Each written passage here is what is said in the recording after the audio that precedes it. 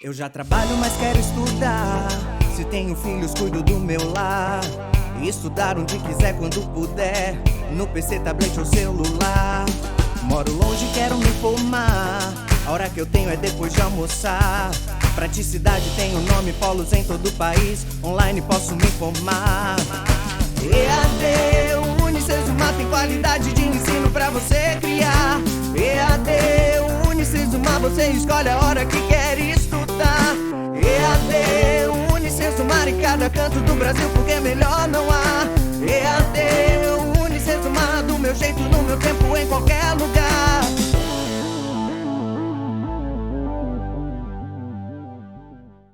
Olá, engenheiros e engenheiras, sejam muito bem-vindos à nossa 9ª aula de cálculo. Sou o professor Cláudio Monteiro e agora estamos finalizando a nossa disciplina, a nossa 9ª aula ao vivo.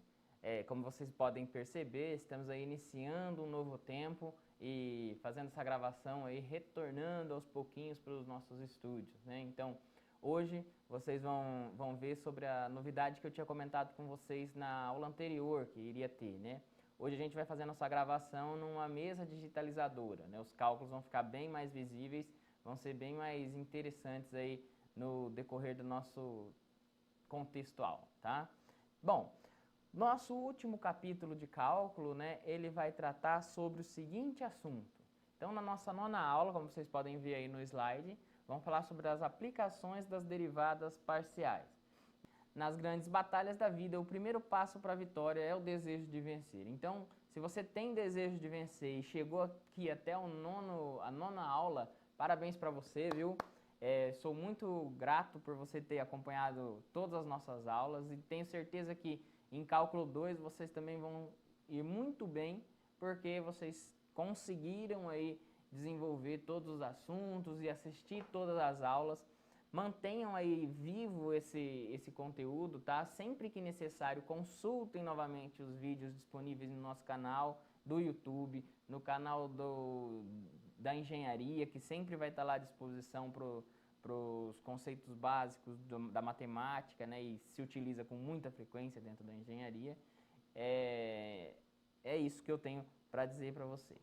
Bom, então, a forma de se calcular os máximos e mínimos é muito parecido com aquilo que a gente já trabalhou ali na aula passada, na aula 8. Como é que a gente fazia para descobrir se era um ponto em que a função tinha um máximo ou um mínimo? A gente definia uma constante e derivava naquela condição. Agora, a gente vai pegar a função, derivar esta função e igualá-la a zero, como era o que é feito no processo de uma variável. Então, no nosso slide está escrito assim: assim como ocorria nas funções de uma variável, as derivadas de função de duas variáveis também possuem algumas peculiaridades. Por exemplo, enquanto o zero na derivada de primeira ordem para funções de uma variável determinavam pontos de máximo e mínimo, quer dizer, enquanto nas de uma variável eu derivava e igualava a zero, para funções de duas variáveis determinam um ponto crítico da superfície. E aí, nesse ponto, as derivadas em x e em y para a função são nulas. O que significa um ponto crítico? Então, neste ponto aqui, onde as duas retas estão se encontrando, a gente tem um chamado ponto crítico, tá?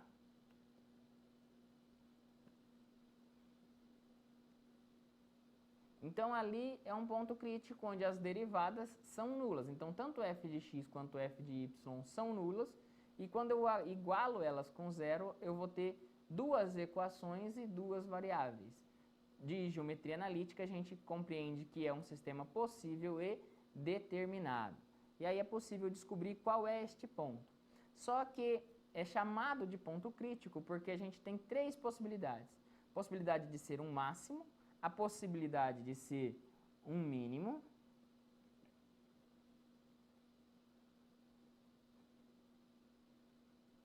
e a possibilidade de ser um ponto de sela, tá? Que é o representante aqui das equações de duas variáveis para o chamado ponto de inflexão de uma variável, tá? O ponto de máximo e o de mínimo, eles podem ser globais ou locais.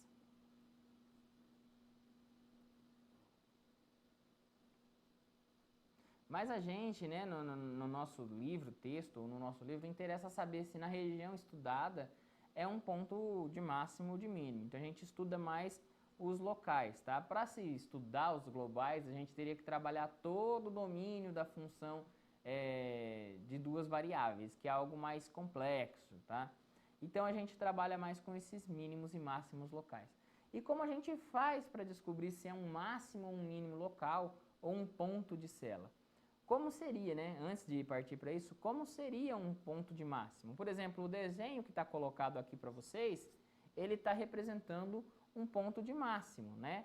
Quer dizer, o máximo valor atingido pela superfície em Z, né, no eixo Z, conforme x ou y variam aqui embaixo. Então, se eu pegasse um par ordenado de x e y aqui, ele vinha bater aqui na minha função, aqui em cima, nesse ponto da superfície, que seria menor que aquele lá. Ah, se fosse um ponto de x e y aqui, ó, ele vinha bater na minha superfície num valor de z, que é menor do que o outro que está aqui em cima, tá? Então, quer dizer, o máximo é ali para z. O mínimo funciona o contrário. Então, por exemplo, seria uma superfície do tipo, né, desse tipo aqui. E aqui a gente teria o mínimo. Então, esse aqui seria o nosso mínimo. Se eu colocar nos eixos tridimensionais, x e y. E aqui a gente teria o nosso mínimo em z. Qualquer par ordenado de y ou de x que eu pegar, quando bater na superfície, vai resultar para mim um valor de z que é maior do que o valor mínimo. Tá? Isso aqui é só exemplificando, né? Porque essa função aqui, ela é toda essa casca esférica para cá. Então, a gente viu o ponto mínimo. Esse que está apresentado no desenho do livro é um exemplo de máximo. E aí, agora a gente precisa definir um ponto de Sela. O ponto de Sela é um ponto em que a função ela atinge valores de máximos e mínimos depois dele. Como a gente está igualando com zero, significa que o plano tangente ele vai ser um plano sem inclinação. Então, se eu desenhasse um plano tangente aqui, vou aqui pegar uma borracha, vou apagar esse desenho aqui, pronto. E um plano aqui, ó, este plano que passa neste ponto, né, de máximo, ele tem uma inclinação zero, tá? Então, ele é retinho. Da mesma forma que eu posso construir esse mesmo plano, ó, aqui embaixo. Então, ele está tangenciando, está encostando no ponto de interesse e ele é reto. Aqui em cima também, ó, a mesma coisa, né? Trata-se desse plano aqui, esse é o nosso plano de interesse. Bom, então, pessoal, a gente viu aqui o ponto de máximo, o ponto de mínimo e agora a inflexão, né, ou ponto de Sela. Em uma função de duas variáveis, a inflexão, né, o chamado ponto de Sela, ele seria algo similar a isso aqui, tá?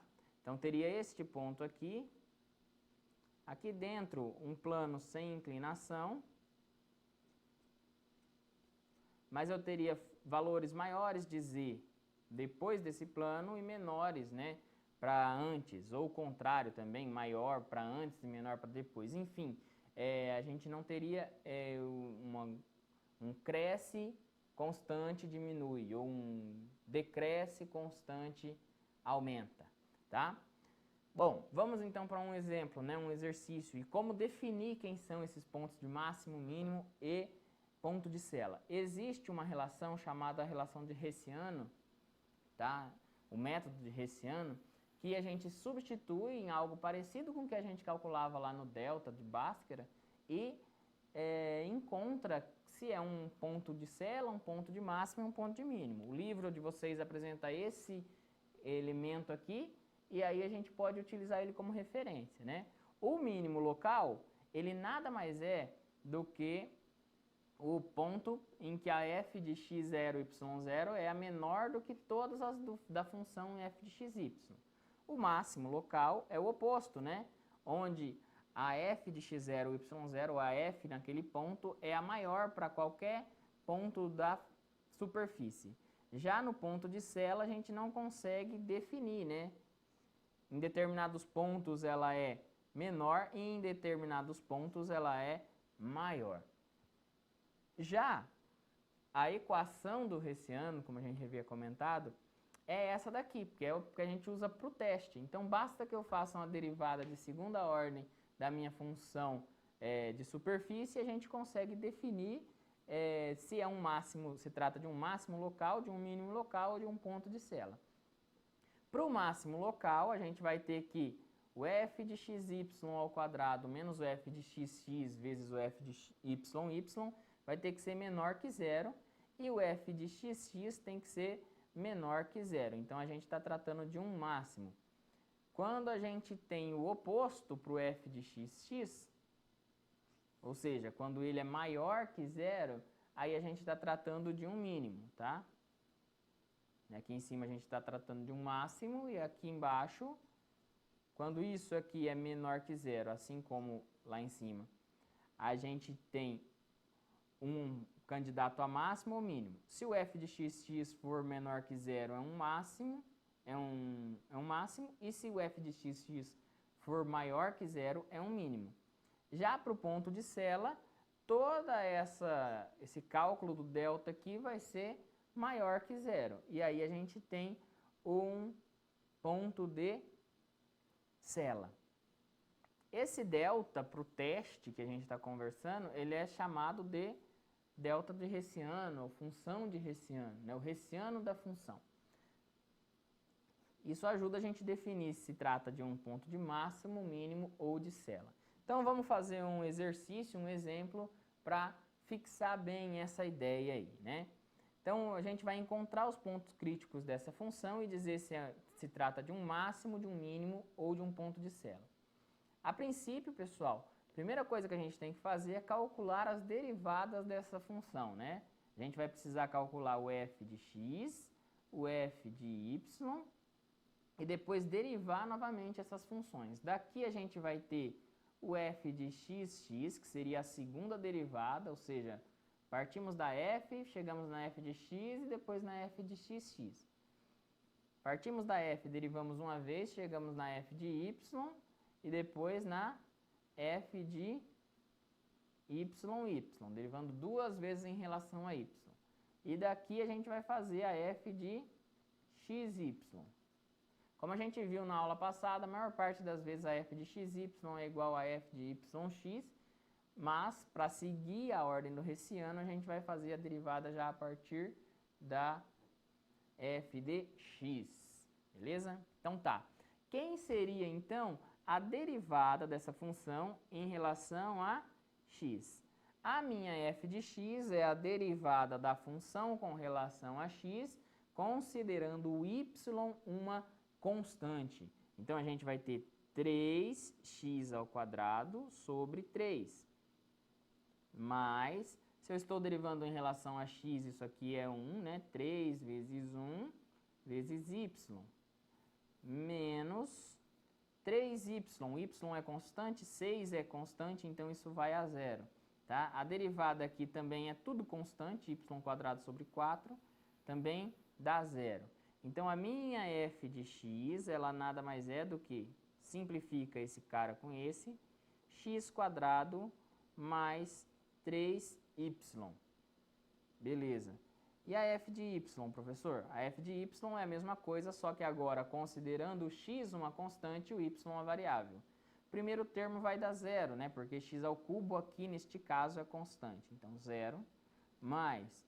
A derivada aqui vai ser 3x, que é uma constante, e o y, que não é constante, vai ser igual a 1. escrever melhor este 1 aqui. 1 menos 6y. 6y, y é a variável, então vai ficar 6 vezes 1. E o y como variável no último termo vai dar 2y sobre 4, tá? Simplificando aqui 2 com 4, a gente vai ter que a f de y é igual a 3x menos 6 menos y sobre 2. Ok. E agora, a segunda derivada de f de x. A segunda derivada de f de x, isso aqui é uma constante e isso aqui eu derivo. Então, vai ficar f de x igual a 2x. f de x igual a 2x. Já o f de y, que seria a segunda derivada com relação a y, esse termo é constante, é 0. Esse termo é uma constante, vai dar 0. E esse termo aqui, a derivada, vai ser 1 sobre 2. Ou seja, a minha f de y vale menos meio. Ok? Ok. Agora a gente vai calcular a nossa segunda derivada aqui, né? A f de xy, que é o que a gente precisa para o hessiano. Então, a nossa f de xy vai partir da f de x. A f de x, ela era 2x,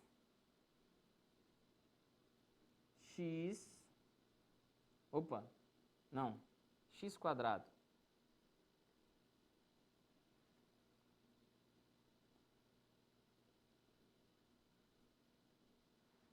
A f de xy, ela era, partindo da f de x, a gente tem 2x quadrado mais 3y. Agora eu derivo isso aqui com relação a y. Quando eu derivo isso aqui com relação a y, x é uma constante, então vai dar 0, mais essa derivada aqui que vai ser 3, certo? Então a gente tem f de xy igual a 3. Perfeito.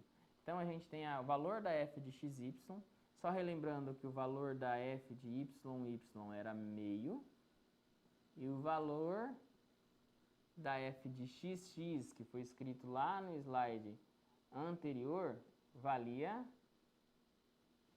2x. Perfeito. Agora a gente só precisa aplicar o teste do hessiano para verificar aí com relação ao ponto, né?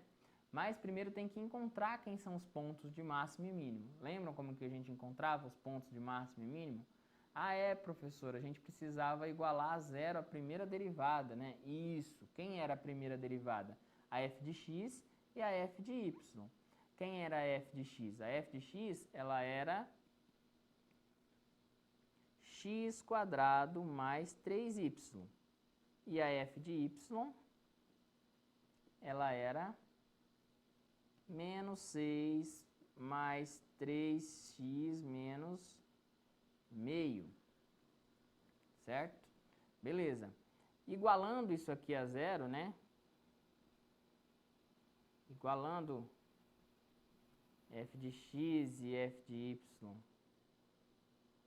a zero, a gente vai ter 0 é igual x quadrado mais 3y, e aí eu consigo isolar o x aqui, então vai ficar 3y ao quadrado igual, y ao quadrado não,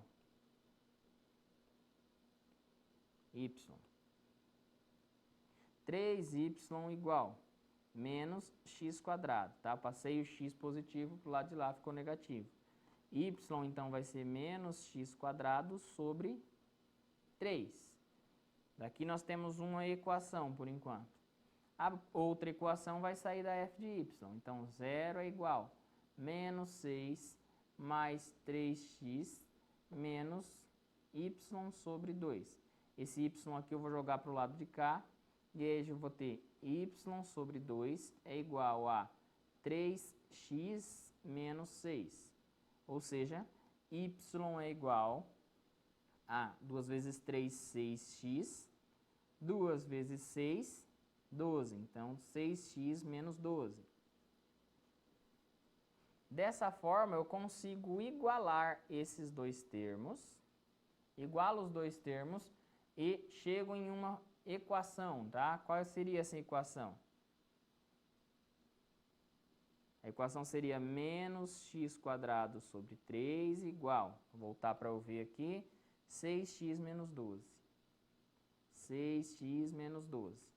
Aqui eu consigo descobrir quem é o valor de x. O 3 ele vai passar multiplicando todos os termos do lado direito da equação, então menos x² é igual 3 vezes 6, 18. 3 vezes 12, 2 vezes 3, 6. 3 vezes 1, 3, 36. Então, 18x menos 36. Esses termos vão vir todos para a esquerda, então, menos x² menos 18x mais 36 igual a 0.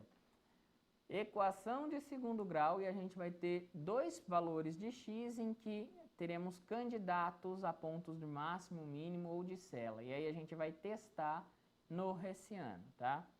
Quem é esse delta aqui, tá? O delta é o 18 ao quadrado menos 4 vezes menos 1, que é o valor de A, que é o valor de A aqui, vezes 36. O quadrado de 18, calcular aqui.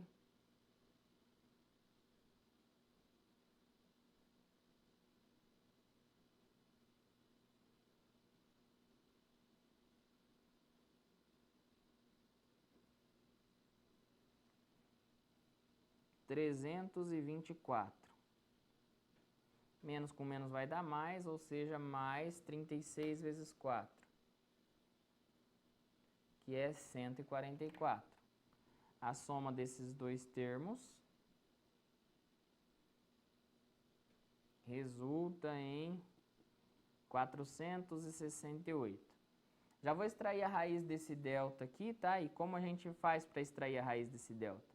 Pega o 468 e fatora ele, né? Por 2, 468 por 2 dá 234. Por 2, 117. Aí não dá por 2, vamos tentar por 3. Por 3 dá 39. 39 por 3 vai dar 13. E 13 é número primo, vai ser por 13. Então, isso aqui é a mesma coisa aqui, 2 ao quadrado vezes 3 ao quadrado vezes 13. E a raiz desse delta é igual a 2 vezes 3 raiz de 13. Por que isso? Porque agora eu vou substituir na equação que calcula o x1 e o x2 para essa função, tá? Vai ser menos b, o meu valor de b é 18, mais ou menos a raiz de, ou 6 raiz de 13, né? Dividido por 2 vezes a. Como a é negativo, vai ficar 2 vezes menos 1.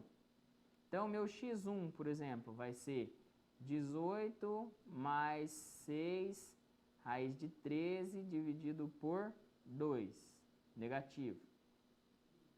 Então, a gente vai ter aqui menos 9, porque 18 dividido por 2 negativo dá menos 9. E 6 por 2 dá 3, então menos 3 raiz de 13. Essa é a nossa primeira raiz. Meu x2 é 18 menos 6 raiz de 13 dividido por menos 2. Ou seja, menos 9 mais 3 raiz de 13. Se eu calcular quem é 3 a raiz de 13, numericamente,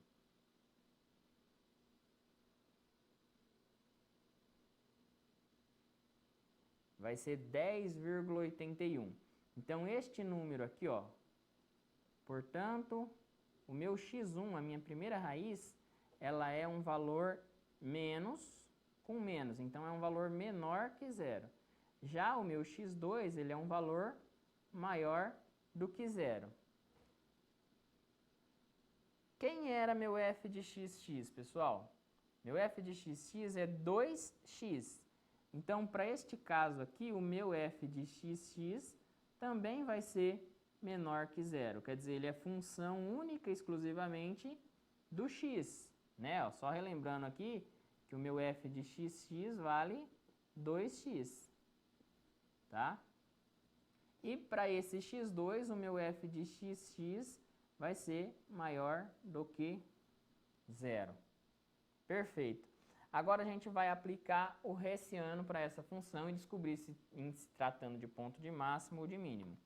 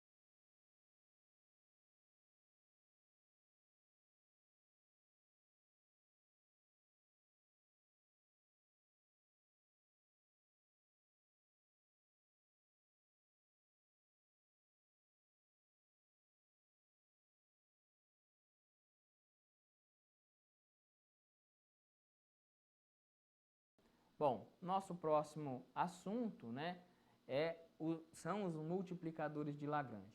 Como a gente tinha comentado no início da aula, ele serve para simplificar os problemas, né? Porque os problemas eles vão estar em função de x, de y e de z, e muitas vezes isso dificulta a abordagem, tá? Então imagine, por exemplo, que você está construindo um pilar dentro de um rio, né? Um pilar para uma ponte. O pilar ele tem uma geometria, essa geometria ela é função de x, de y e de z. E a corrente que vem do rio, ela vai atingir esse pilar, né, de certa forma, e vai criar um campo de forças. Esse campo de forças é representado por vetores também descritos na forma de x, y, z. É um problema complexo você conseguir definir onde é um ponto de máximo ou de mínimo para essa função, né? Para esse conjunto, para esse elemento. Então, o que Lagrange propôs? Lagrange propôs que a gente calculasse as derivadas e encontrasse os gradientes provenientes dessas funções, e aí propusesse o seguinte: a função, uma dessas funções, né, a função que determina essa força que vai atingir o pilar, que ela fosse igual a zero, a g de x, y, z fosse igual a zero. Aí o gradiente dela vezes o lambda, né,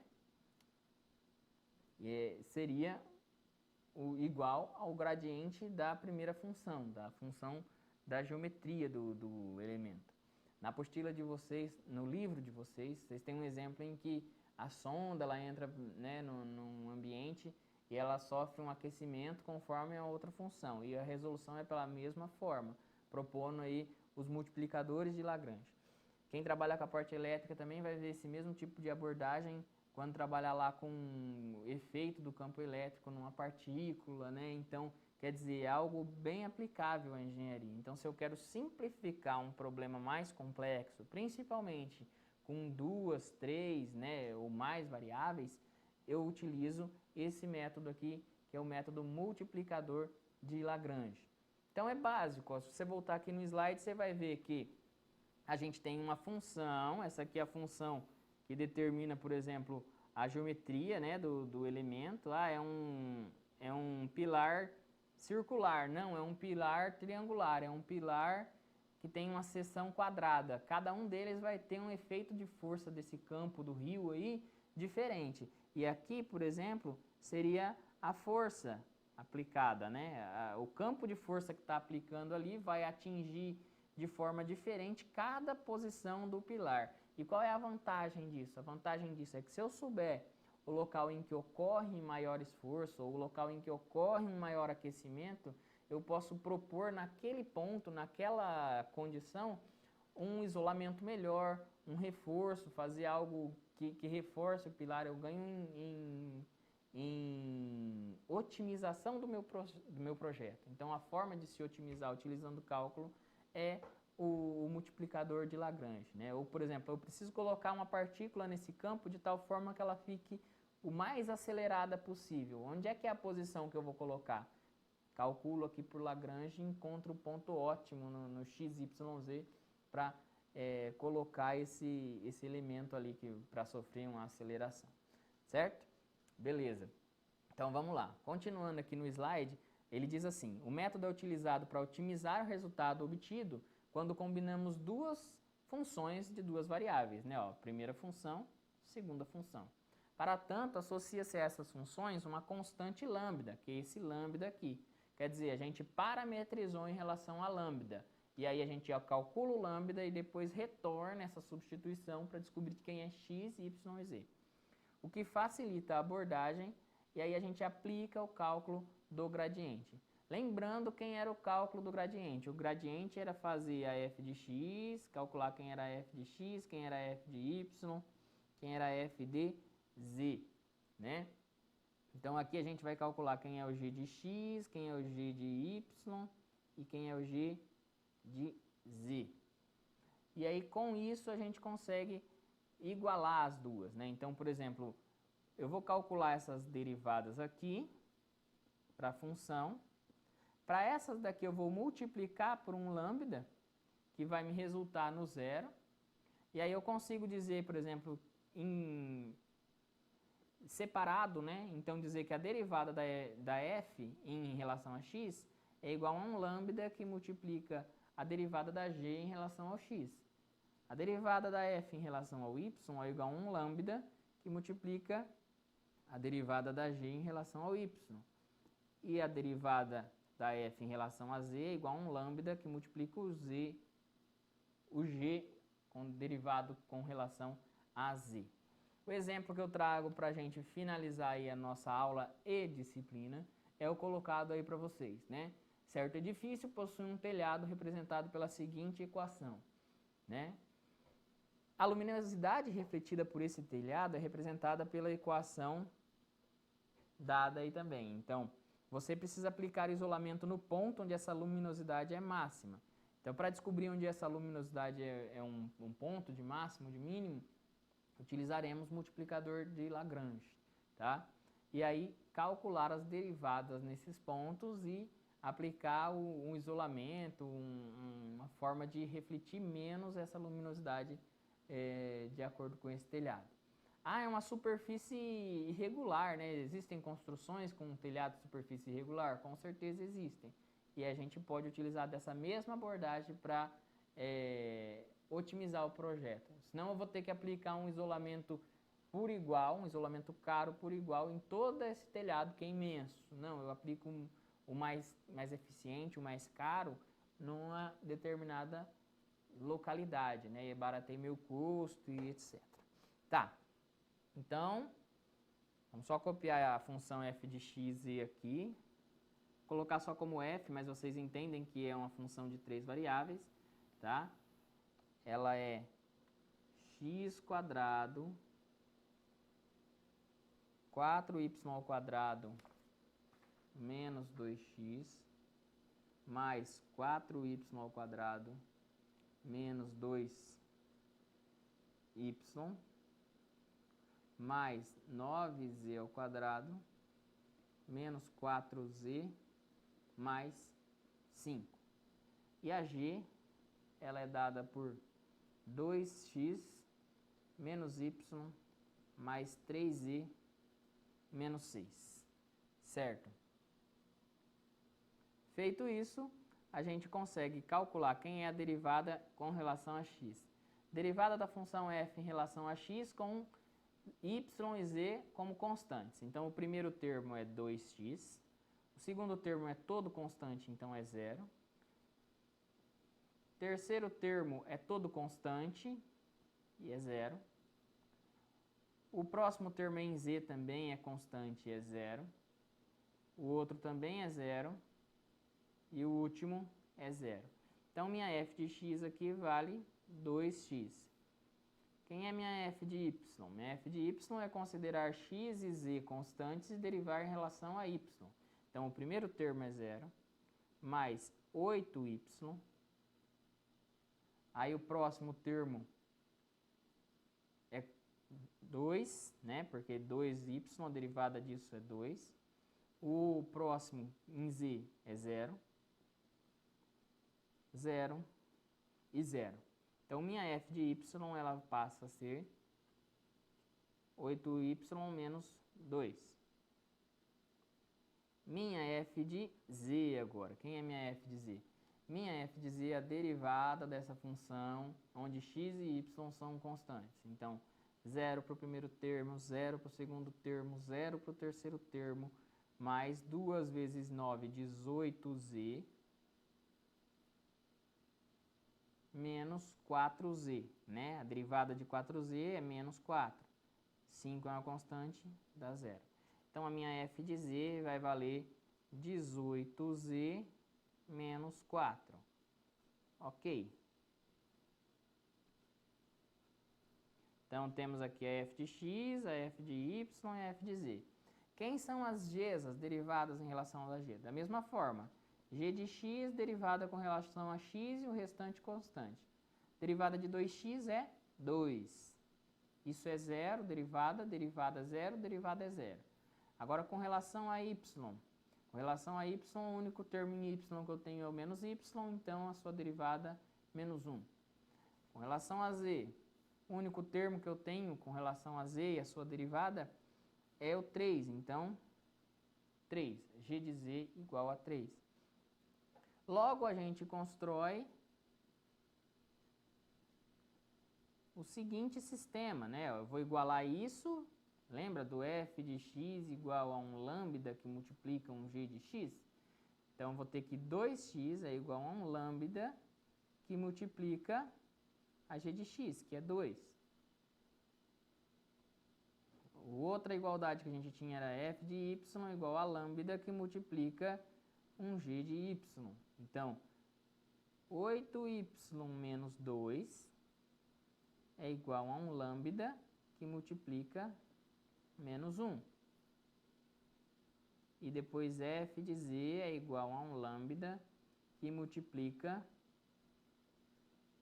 o g de z. Ou seja, 18z menos 4 é igual a lambda que multiplica 3.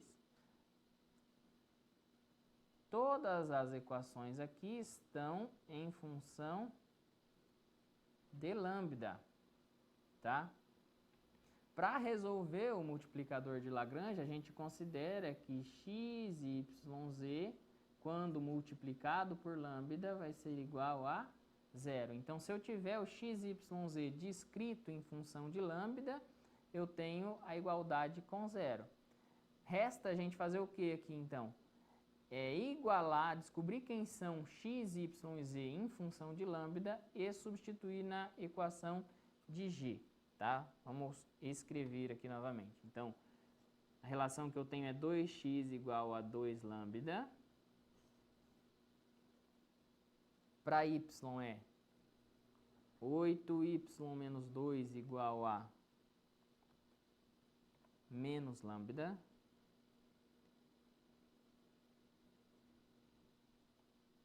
E para z,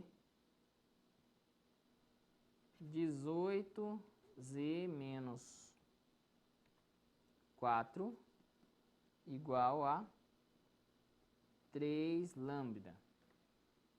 Certo? Isolando o x aqui, eu vou ter que x é igual a 2 lambda dividido por 2, ou seja, x é igual a lambda. Isolando o y aqui, eu vou ter que y é igual a menos lambda, o menos 2 passa para cá positivo, e o 8 passa dividindo tudo, tá?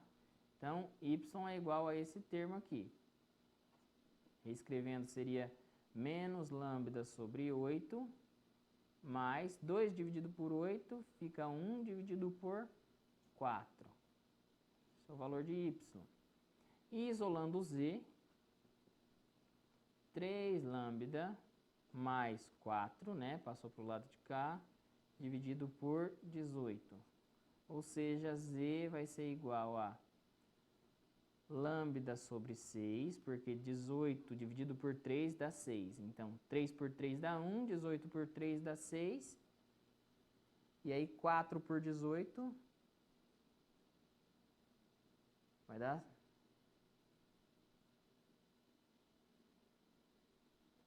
Vai dar 2 sobre 9, tá?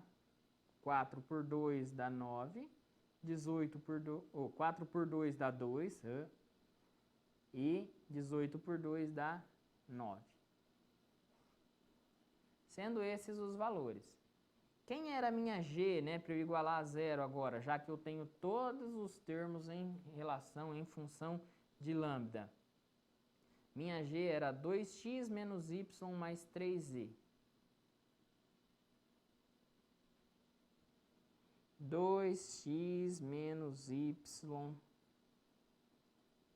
mais 3z menos 6.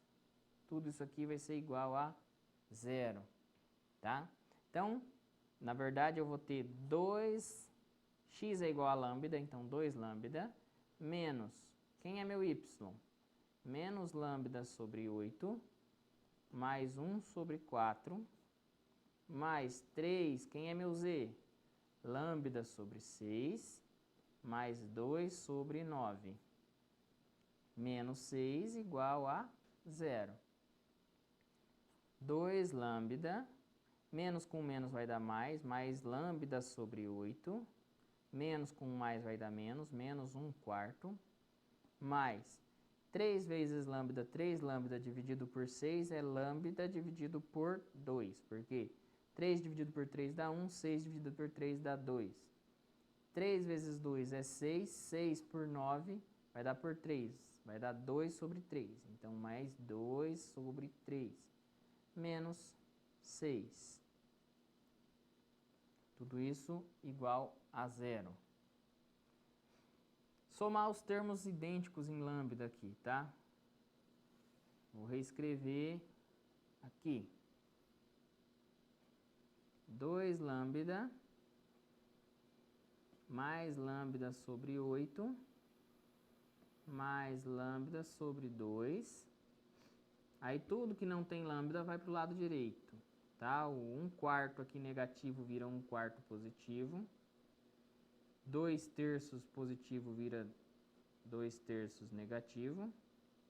E o 6 positivo, tá? Mínimo múltiplo comum entre 2 e 8 é 16, tá? 16 dividido por 1 vezes 2 vai dar 32 lambdas. 16 dividido por 8 é 2, mais 2 lambda. E depois 16 dividido por 2 é 8, mais 8 lambdas. O mínimo entre 3 e 4 é 12.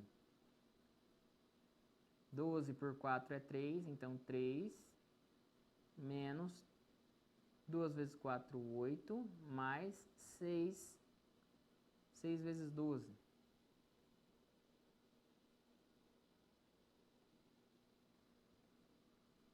Tá? Então, aqui, né? 12 por 3 é 4, 2 vezes 4, 8. 12 por 1, que está aqui embaixo, é 12. 6 vezes 12, 2 vezes 6, 12. 6, 72, mais 72. Então, a gente vai ter 32 mais 8, 40, com 2, 42 sobre 16 lambda é igual a 75 menos 8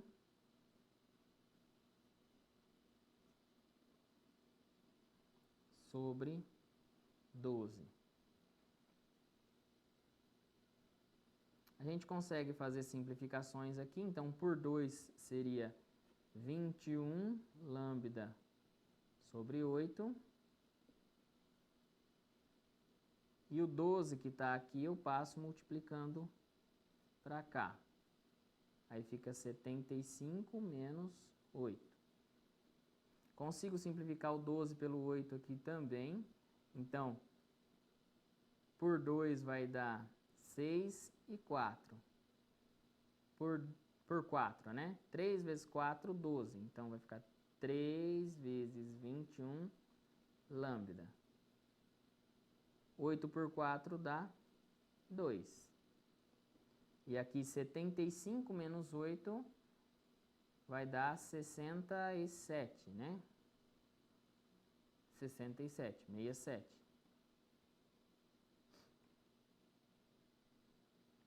Esse 3 eu passo dividindo para cá. Ou melhor, passo 2 multiplicando, é mais simples. Então, 63 lambda é igual a 2 vezes 7, 14, sobe 1, 134. Então, quer dizer que o meu lambda vai ser igual a 134 dividido por 63. A calculadora aqui.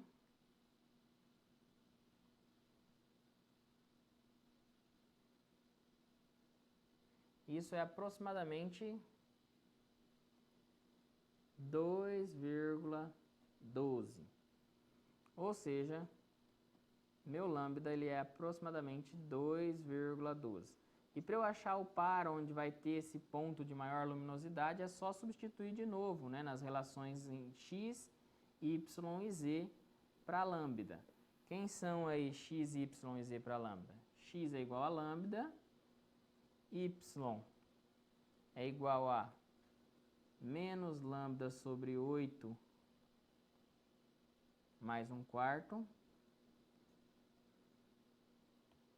e z é y sobre 6, lambda sobre 6, mais 2 sobre 9. Então, o meu par, o meu ponto vai ser o 2,12, que é só a substituição simples. Aí aqui eu estou utilizando uma calculadora, eu vou pegar 2,12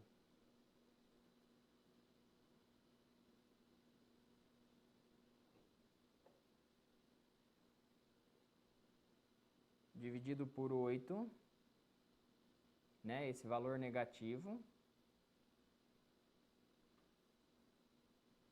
mais 1 dividido por 4, mais 1/4. O valor para y vai dar menos 0,016. E o valor para z vai ser este valor de 134 por 63 dividido, ou seja, os 2,12 do lambda, dividido por 6, mais 2 sobre 9. Vai ser igual a 0,577. Ou seja, o ponto em que tem a maior luminosidade é esse ponto aqui, para x, para y e para z. Perceba que a gente conseguiu resolver o exercício, né, de alta complexidade, transformando tudo em função de lambda, igualando com zero e encontrando aí o ponto da maior luminosidade, certo? Beleza, pessoal. As disciplinas, né, elas se complementam. Então, só para deixar avisado para vocês, o que a gente está vendo agora no final do cálculo 1, ele é essencial para vocês ali no início do cálculo 2. Então, volto a frisar e falar para vocês, né?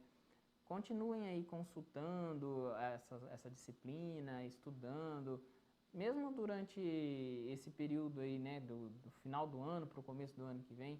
Isso vai dar segurança para vocês no começo da próxima disciplina. Quero agradecer a todos que estiveram com a gente até esse momento. Foi muito bom trabalhar com vocês essa disciplina. Eu gostei do pessoal que interagiu com a gente ali durante as lives, né, durante o dia a dia da disciplina. É muito legal, né, perceber esse contato e deixar para vocês o meu abraço e o meu desejo de sucesso, beleza? Muito obrigado e até a nossa próxima aula ali na semana 10, onde a gente vai discutir aí alguns exercícios mais importantes aí no decorrer da caminhada de vocês, né?